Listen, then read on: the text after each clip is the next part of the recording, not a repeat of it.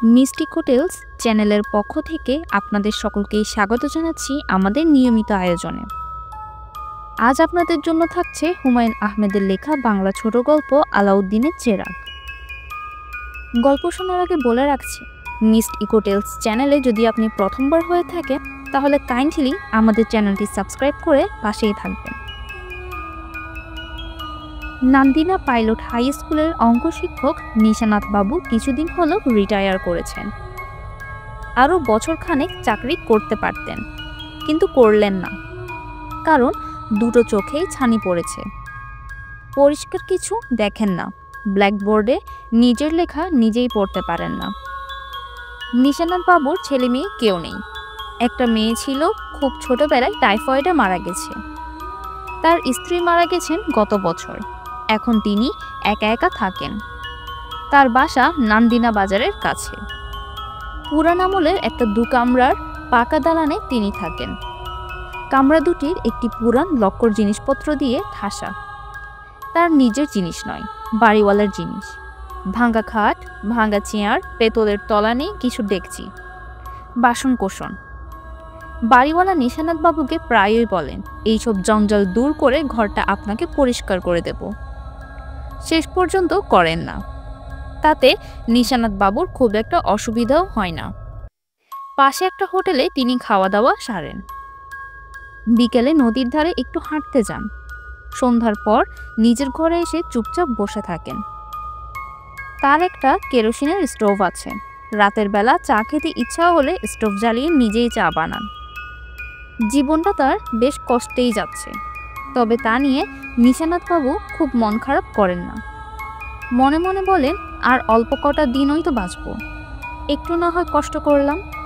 আমার চেয়ে বেশি কষ্টে কত মানুষ আছে, আমার আবার এমন কি কষ্ট। একদিন কার্তিক মাসের সন্ধ্যাবেলায় নিশানাথ বাবু তার স্বভাব মতো সকাল সকাল রাতের খাওয়া সেরে নিয়ে বেড়াতে বেরোলেন। নদীর পাশের বাঁধের উপর দিয়ে অনেকক্ষণ হাঁটলেন। চোখে কম দেখলেও অসুবিধা হয় না, কারণ গত 20 বছর ধরে এই পথে তিনি হাঁটাহাঁটি করছেন। আজ অবশ্যই একটু অসুবিধা হলো। তার চটির একটা পেরেক উঁচু হয়ে গেছে, পায়ে লাগছে, হাঁটতে পারছেন না তিনি সকাল সকাল বাড়ি ফিরলেন। তার শরীরটাও আজ খারাপ। চোখে যন্ত্রণা হচ্ছে, বাঁ চোখ দিয়ে ক্রমাগত পানি পড়ছে। বাড়ি ফিরে তিনি খানিকক্ষণ বারান্দায় বসে রইলেন। রাত 9টার দিকে তিনি ঘুমোতে যান। রাত 9টা বাজতে এখনো অনেক দেরি। সময় কাটানোটাই তার এখন সমস্যা। কিন্তু একটা কাজে নিজেকে ব্যস্ত রাখতে পারলে হতো। কিন্তু হাতে কোনো কাজ নেই, বসে থাকা ছাড়া কিছু করার নেই। চোটের উঁচু হয়ে যাওয়া পেরেকটা ঠিক করলে কেমন হয়? কিছুটা সময় তো কাটে। তিনি চটি হাতে নিয়ে ঘরে ঢুকলেন। হাতুড়ি জাতীয় কিছু খুঁজে পেলেন না। জঞ্জাল রাখার ঘরটিতে উকি দিলেন। রাজ্যের জিনিস সেখানে, কিন্তু হাতুড়ি বা তার কাছাকাছি কিছু নেই। মন খারাপ করে বের হয়ে আসছিলেন। হঠাৎ দেখলেন ঝুড়ির ভেতর একগাদা জিনিসের মধ্যে লম্বাটে ধরনের কি একটা যেন দেখা যাচ্ছে। তিনি জিনিসটা হাতে নিয়ে জুতার পেরেকে বাড়ি দিতেই অদ্ভুত কাণ্ড হলো। কালো ধোঁয়ায় ঘর ভর্তি হয়ে গেল। তিনি ভাবলেন চোখের গন্ডগোল, চোখ দুটো বড় যন্ত্রণা দিচ্ছে। কিন্তু না, চোখের গন্ডগোল না। কিছুক্ষণের মধ্যেই ধোঁয়া কেটে গেল। নিশানাথ বাবু অবাক হয়ে শুনলেন, মেঘ গর্জনের মতো শব্দে কে যেন বলছে, আপনার দাস আপনার সামনে উপস্থিত, হুকুম করুন, এক্ষুনি তালিম হবে। নিশানাথ বাবু কাপা গলায় বললেন, কে কে কথা বলে? জনাব, আমি আপনার ডান দিকে বসে আছি। ডান দিকে ফিরলেই আমাকে দেখবেন। নিশানাথ বাবু ডান দিকে ফিরতেই তার গায়ে কাঁটা দিল। পাহাড়ের মতো একটা কি যেন বসে আছে। মাথা প্রায় ঘরের ছাদে গিয়ে লেগেছে। নিশ্চয়ই চোখের ভুল। নিশানাথ বাবু ভয়ে ভয়ে বললেন, বাবা তুমি কে? চিনতে পারলাম না। আমি হচ্ছি আলাউদ্দিনের চেরাগের দৈত্য। আপনি যে জিনিসটি হাতে নিয়ে বসে আছেন এটাই হচ্ছে সেই বিখ্যাত আলাউদ্দিনের চেরাগ। বলো কি? সত্যি কথাই বলছি জনাব, দীর্ঘদিন এখানে ওখানে পড়ে আছি। কেউ ব্যবহার জানে না বলে ব্যবহার হয়নি। ৫,০০০ বছর পর আপনি প্রথম ব্যবহার করলেন। এখন হুকুম করুন। কি হুকুম করব? আপনি যা চান বলুন, এক্ষুনি নিয়ে আসব। কোন জিনিসটি আপনার প্রয়োজন? আমার তো কোনো জিনিসের প্রয়োজন নেই। চেরাগের দৈত্য চোখ বড় বড় করে অনেকক্ষণ নিশানাত বাবুর দিকে তাকিয়ে রইলেন। তারপর গম্ভীর গলায় বললেন, জনাব, আপনি কি আমায় ভয় পাচ্ছেন? প্রথমে পেয়েছিলাম, এখন পাচ্ছি না। তোমার মাথায় ওই দুটো কি, শিং নাকি? জি, শিং। বিশ্রী দেখাচ্ছে। চেরাগের দৈত্য মনে হলো একটু বেজার হয়েছে। মাথার লম্বা চুল দিয়ে সে শিং দুটো ঢেকে দেবার চেষ্টা করতে করতে বলল, এখন বলুন কি চান? বললাম তো, কিছু চাই না। আমাদের ডেকে আনলে কোনো একটা কাজ করতে দিতে হয়। কাজ না করা পর্যন্ত চেরাগের ভেতর ঢুকতে পারি না। অনেক ভেবেচিন্তে নিশানাথবাবু বললেন, আমার চটির পেরেকটা ঠিক করে দাও। অমনি দৈত্য আঙ্গুল দিয়ে প্রচণ্ড চাপ দিয়ে পেরেক ঠিক করে বলল, এখন আমি আবার চেরাগের ভেতর ঢুকে যাব। যদি আবার দরকার হয় চেরাগটা দিয়ে লোহা বা তামার ওপর খুব জোরে বাড়ি দেবেন। আগে চেরাগ একটুখানি ঘষলেই আমি চলে আসতাম, এখন আসি না। চেরাগ পুরনো হয়ে গেছে তো তাই। ও আচ্ছা, চেরাগের ভেতরেই তুমি থাকো? জি। করো কি? ঘুমাই। তাহলে জনাব আমি এখন যাই। বলতে বলতেই সে ধোঁয়া হয়ে চেরাগের ভেতর ঢুকে গেল। নিশানাথবাবু স্তম্ভিত হয়ে দীর্ঘ সময় বসে রইলেন। তারপর তার মনে হলো এটা স্বপ্ন ছাড়া কিছুই নয়। বসে ঝিমাতে ঝিমাতে ঘুমিয়ে পড়েছিলেন। ঘুমের মধ্যে আজে বাজে স্বপ্ন দেখেছেন। তিনি হাত মুখ ধুয়ে শুয়ে পড়লেন। পরদিন তার আর এত ঘটনার কথা মনে রইল না। তার খাটের নিচে পড়ে রইল আলাউদ্দিনের বিখ্যাত চেরাগ। মাসখানেক পার হয়ে গেল। নিশানাথ বাবুর শরীর আরও খারাপ হলো। এখন তিনি আর হাঁটাহাঁটিও করতে পারেন না। বেশিরভাগ সময় বিছানায় শুয়ে বসে থাকেন। এক রাতে ঘুমোতে যাবেন, মশারি খাটাতে গিয়ে দেখেন একদিকের পেরেক খুলে এসেছে। পেরেক বসানোর জন্য আলাউদ্দিনের চেরাগ দিয়ে এক বাড়ি দিতেই ওই রাতের মতো হলো। তিনি শুনলেন গম্ভীর গলায় কে যেন বলছে, জনাব, আপনার দাস উপস্থিত। হুকুম করুন। তুমি কে? সে কি, এর মধ্যেই ভুলে গেলেন? আমি আলাউদ্দিনের চেরাগের দৈত্য।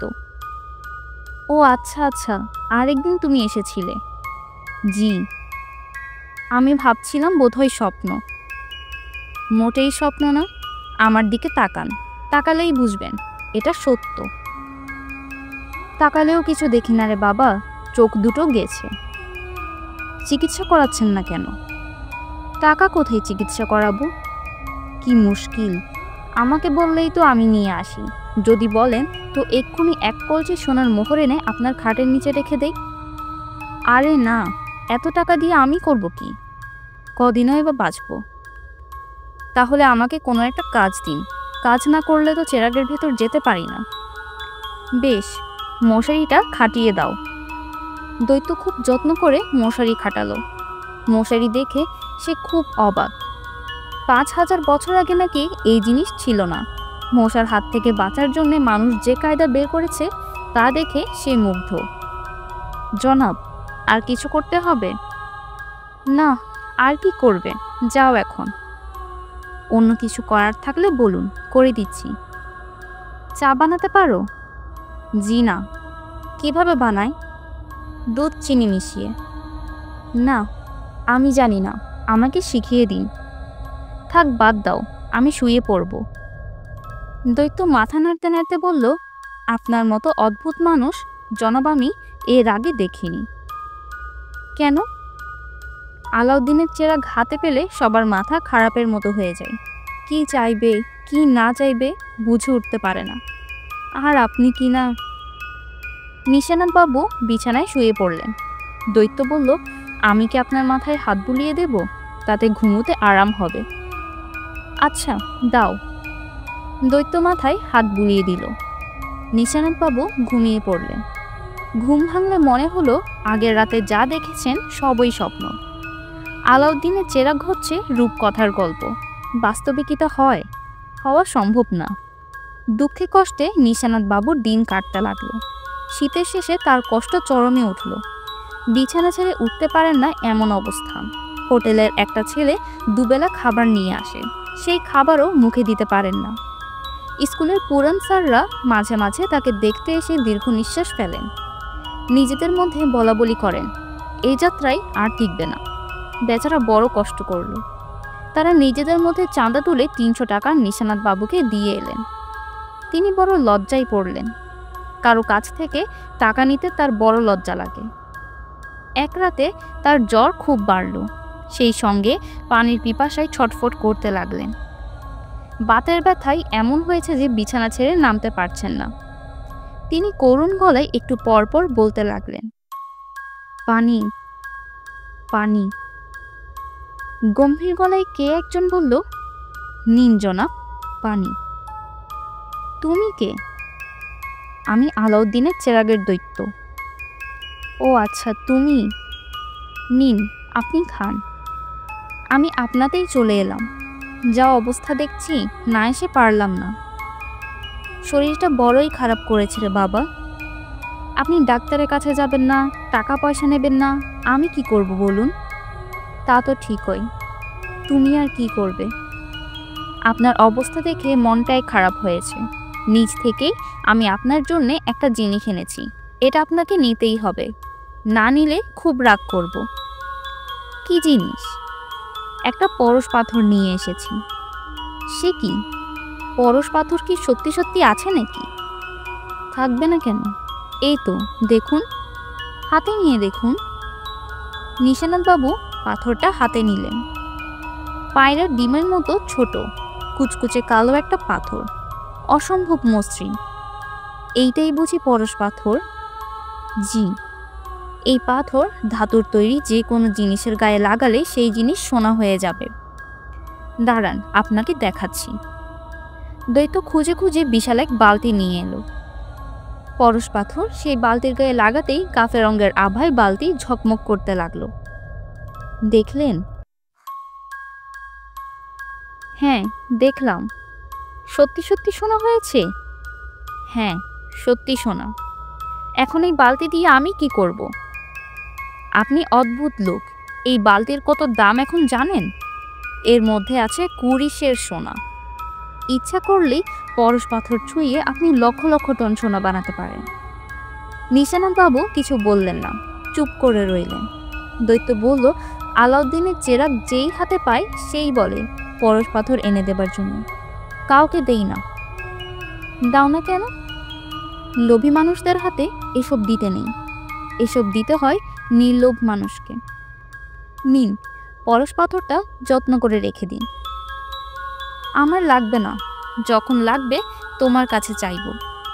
নিশানাত বাবু পাশ ফিরে শুলেন। পরদিন জ্বরে তিনি প্রায় অচৈতন্য হয়ে গেলেন। স্কুলের স্যাররা তাকে ময়মনসিংহ হাসপাতালে ভর্তি করিয়ে দিলেন। ডাক্তাররা মাথা নেড়ে বললেন, অবস্থা খুব খারাপ, রাতটা কাটে কিনা সন্দেহ। নিশানাত বাবু মারা গেলেন পরদিন ভোর 6টায়। মৃত্যুর আগে নান্দিনা হাই স্কুলের হেডমাস্টার সাহেবকে কানে কানে বললেন, আমার ঘরে একটা বালতি আছে, ওইটা আমি স্কুলকে দিলাম। আপনি মনে করে বালতিটা নেবেন। নিশ্চয়ই নেব, খুব দামি বালতি।